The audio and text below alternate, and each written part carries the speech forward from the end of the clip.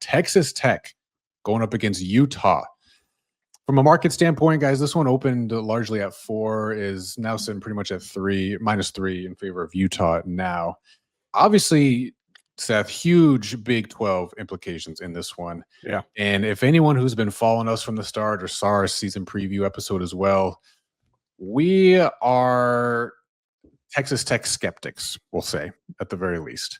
But in this, so this is the first week where this whole experiment is sort of meeting its real first test. So, Seth, again, based on kind of what these two teams have put on the field through 3 weeks, does Texas Tech pass the test?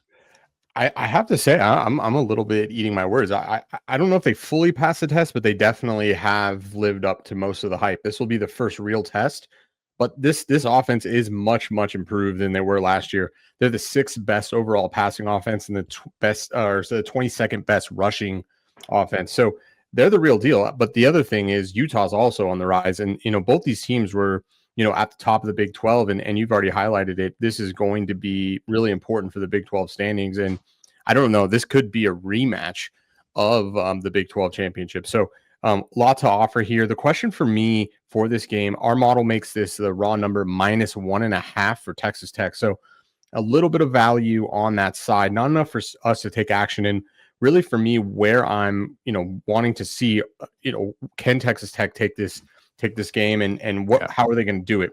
Question will be, can Texas Tech run the ball? They're right now throwing the ball about 7% more than an average team. And in my opinion, they are going to need to be going after Utah's 53rd ranked rush defense. So to me, is Texas Tech going to be willing to run the ball? Because right now they're a throw first offense. If they are, I think they could have success. Okay. Yes, Steve, further to that point too, Seth mentioned it, the pass game for Tech has been elite. Utah's pass D is nothing to scoff at, though. This is just top 5 pass defense still, right? And they have a pretty blitz heavy man focus kind of scheme.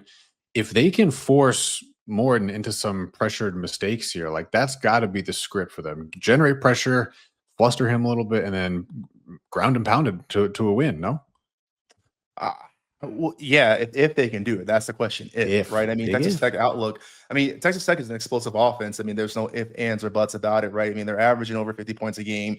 They're second in the nation in explosive play rate at just over 20%.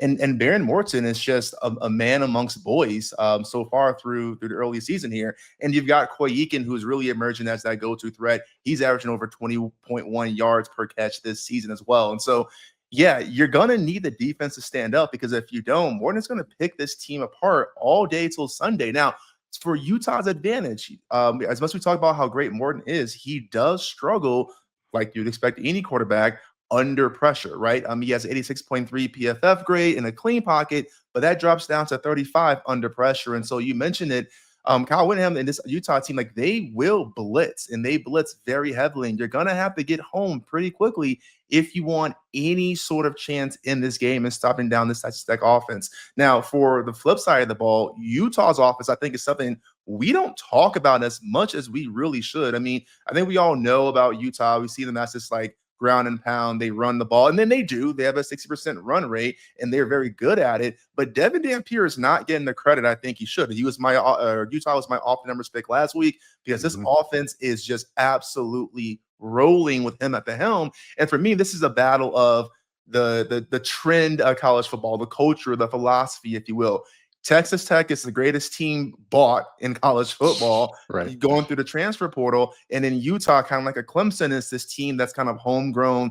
Let's build our way up. And I do want to call out Devin Dampier is a transfer quarterback from New Mexico, but guess who came with him? The offensive coordinator, Jason Beck. So again, you have that continuity there.